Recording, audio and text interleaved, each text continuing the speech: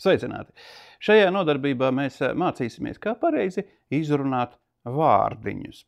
Nu, un, protams, mēs sāksim ar canon, bet pirms mēs sākam par šo tēmu runāt, ir tāda, foto nozarē mums ir vairāki un video nozarē mums ir vairāki ražotāji, kuri ražo kaut kādas lietas, par kurām mēs maksājam labu naudiņu. Un tā ir viena lieta. Otra lieta, latviešu valodā ir pieņemts izmantot fonētisko atveidojumu. Tātad mēs izrunājam dažādus vārdus, kurus mēs netulkojam oriģināla valodā vai līdzīgi kā oriģināla valodā. Un šai gadījumā būtu pienākums noskaidrot, kāda tad ir šī vārda izcelsme. Šajā gadījumā kanons ir no Japānas. Tātad mums vajadzētu izmantot oriģinālo Japānas izrunu šim vārdam. Līdzīgi kā, piemēram, ja citi izmantotu Latvijas kādus zīmolus vai specifiskus nosaukumus, tad vajadzētu censties izmantot latvisko izrunu. Un ne visās valodās tas tā ir. Piemēram, angļi cenšas angliskot pilnīgi visu, ko viņi tā kā lieto, un vienmēr ir tā kā angliskā izruna, un tad ir British English, un tad ir American English, un vēl ir Indies English. Citās valstīs, piemēram, to visu ignorē un izmanto vienkārši žargonus un tā tālāk. Tātad, lai turētu tīru latviešu valodu, un šeit es konsultējos ar augststāvošiem speciālistiem, mēs izmantojam fonētisko atveidi, tas nozīmē kā oriģinālā. Nu, ķeramies pie lietas. Kanon būs pareizi kanon. Nevis canon vai, pat es nezinu, citi varianti īsti kanonam neeksistē. Tātad kanon. No Japāņu valodas vārda kanon. Viss skaidrs. Kanonisti, kanon. Vienkārši. Ejam tālāk. Nikon, nevis Nikon, dažās YouTube'os var atrast Nikon kaut kur Amerikā un tā tālāk. Pareizi ir Nikon. Un Japāņu valodā mazliet pavalkot pēdējo zilbi, ja es nekļūdos, ja es kļūdos, palabojiet. Tātad Nikon. Ļoti forši, vienkārši Nikon, nikonisti, viss kārtībā. Sony. Sony mums ir, principā, tā kā mēs redzam, Y ir I, un arī Japāņu valodā ir pieņems mazliet pastiept to pēdējo burtiņu, tātad Sony, Sony, sonisti, Sony, it kā arī viss skaidrs, Sony, vienkārši ejam un lietojam. Šis ir triki, uz šo es patiesībā iekritu, kāpēc vispār šis raidījums tapa. Pareizi ir, tātad izcelsmes valsts ir Vācija, tātad pareizi būtu izrunāt laika. Bet, nevis leika, nevis leica, bet laika. No vācu valodas laika. Pareizi, ja? Vai ne? Bet, kāpēc es saku leika? Tāpēc, ka tad, kad es uzzināju par šo aparātu, par šo ražotāju, interneta vēl nebija. Ticiet man, to var redzēt pēc manām grumbām pierē. Interneta vēl nebija. Es esmu vecāks par internetu. Un šo uzrakstu es ieraudzīju kaut kādā žurnālā. Un, protams, ka es viņu pats izlasīju, un man likās, leica kaut kā jocīgi, leika. Tad būs leika. Un arī pazīstami kaut kur apkārt vecā gadagājuma fotografi runāja leika, un tā tas iegājās. Varat mest man ar akmeni, labāk nevajag, bet varat laika. Manai paaudzei saistās ar suņuku, kas lidoja kosmosā. Un, lai es saprotu, ka ir pareizi teikt laika, un ir jāmāca jaunajiem teikt laika, jo tas ir korekti, ja? Tad latviešu valodā mēs atveidojam šo vācisko, bet es runāju pa vecam, es runāju leika, un man līdzīgi runā leika. Godīgi sakot, es neesmu sastaps nevienu, kurš teiktu laika Latvijā. Reāli nevienu cilvēku līdz šim es nebiju sastapis. Līdz komentāros YouTube'ā pie viena video man cilvēks ierakstīja, pareizi ir laika. Jā, pareizi ir laika no vācu valodas. Vēl ir latviski sastopama versija leica, kas ir absolūti analfabētiski. Un ja jūs zinat kādu, kurš tā ir lietu, izlabojiet viņu. Labāk, lai viņš saka laika vai leika, kaut kas tāds. Vēl viena nianse šai gadījumā. Latviešu valodā ir divi burti, ir šaurais burts un platais Tātad ir bērni un bērni. Un es pats personīgi nāku no Latvijas gala, kur lieto plato diezgan daudz. Attiecīgi mans leika ir kaut kur starp leika, laika tajā vietā, tā platuma ziņā. Un ir reģiona Latvijā, kur lieto šauro tad attiecīgi leika, tur ir pavisam korekti un labi izprotams. Tas ir tātad mums dialektu īpatnības. Bet labi, pareizi ir laika. Sigma. Pavisam vienkārši. Šis ir no sērijas no japāņu vārdiem, kas ir izveidoti ejot uz starptautisko mārketingu, uz starptautisko tirgu. Attiecīgi tie nosaukumi jau ir pielāgoti, lai tos varētu izrunāt maksimāli vairāk tautas un maksimāli lielākas masas. Sigma, nekāda noslēpuma mums tur nav. Tamron arī liekas viss it kā ok, bet ja mēs ieklausāmies japāņu izloksnē, japāņu izrunā, tad mazliet tas O burtiņš velk uz tādu U, tā kā tamrun. Kaut kur tamrun, kaut kas tāds, bet es piedāvāju latviešu valodā tomēr lietot tamrun. Jāsaka, ka japāņu valodā šis vārds izklausās ļoti īss, tamrun. Un tā kā mazliet noraujot par to pēdējo patskani, tad kaut kur tamrun, tas liekas ok, mēs varam tādu lietot. Panasonic. Arī, principā, viss diezgan ļoti skaidri, un arī nekādas tur ekstras, nekādas aizķeršanās tur nav. Bet, skaidrības pēc es pieminēju, tad Panasonic. Samyang.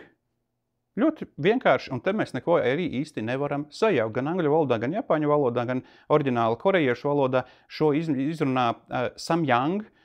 Korejieši mazliet pavelk arī beigas, Samyang, bet latviski mēs, domāju, varam lietot Samyang pilnīgi ok.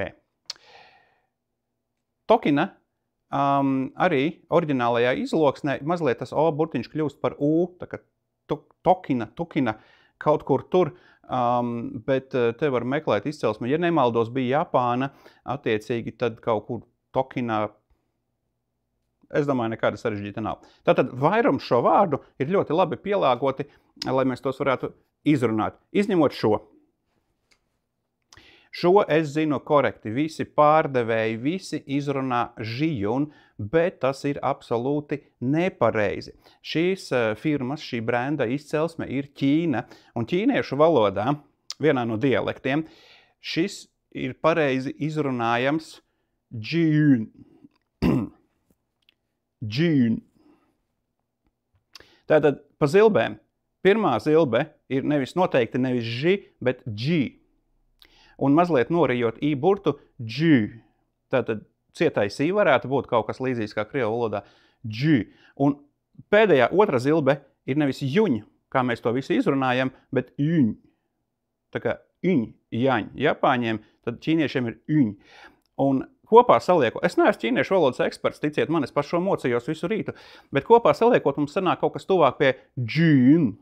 Mēs latviskotu, tad būtu džījun, piemēram, tā ļoti brutāli, bet katrā ziņā nevis ž, tur nav žuburta, tas nav ži, tas ir džījun, džījuņ, džījuņ.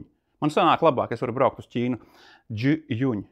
Patrenējieties un nākamreiz, kad iesiet pirkt veikalā džījuņ stabilizātoru, tad jūs varēsiet to pareizi izteikt. Atceramies džījuņ, un jūs nekļūdīsieties. Šis ir vēl viens triki, ko mēs esam pieraduši lietot no angliskā DJI, bet tas nav dž, tas ir j. Attiecīgi, pat ja mēs angliski izrunā, tas būtu DJI. Un arī oriģinālajā valodā šo ķīniešu, kad taisīja, tad viņi taisīja pēc tā, lai varētu starptautiski izrunāt, tad viņi domāja, kur problēma pasaulē izrunāt 3 burtus angļu valodā DJI, bet viss pasaulē tomēr lieto DJI. Tātad tas nav G, tas ir J, ja mēs to angliski izrunājam. Ja mēs to izrunājam tīri ķīniešu valodā, tad mēs būs tā kā ar G-junu, arī kaut kur tā izruna mazliet ir tāda cietāka, sausāka DJI. Nejaucam burtiņus, tomēr turamies pie tā oriģināla. Hasselblad. Principā mēs lietojam novienkāršoto anglisko variantu, kas saīsina vārdu Hasselblad, bet zviedriskais oriģināls ir vairāk sausāks, Hasselblad, bet ar to mēs arī Latvijā tā kā esam pieraduši un viņu vēl noīsinājuši uz Hasseli. Pentax, protams, ka mēs lietojam Pentax, ks, nevis x, Pentach, piemēram, bet tātad vienkārši Pentax. Riko patiesībā ir interesanti, jo es pats visu laiku lietoju Rikoh, uzsvarot to cieto h beigās, bet cietais h ir klusais, tātad faktiski pareizi ir Riko, arī no, ja nekļūdos, es varu kļūdīties, nesaukšu valsti, bet tas oriģinālā izloksne ir vairāk Riko bez h burtiņa, tātad Riko. Kodak, nekādu problēmu, Kodak, tā arī ir, kā mēs lasām. Populārs ražotājs vēl mums ir Nisī. Arī es neatradu nekādas tur slepenības, nevis Nizī vai kas, bet vienkārši Nisī. Un tad mēs tiekam pie otra vai pie trešā skaļākā, problemātiskākā vārda, ko visi Latvijā sauc, pēc kārtas, kā grib. Cejs, cais un tā tālāk. Tas ir vācu izcelsmes ražotājs, tātad mēs izmantojam vācu valodas šo izrunas atveidi fonētisko, un tas ir cais.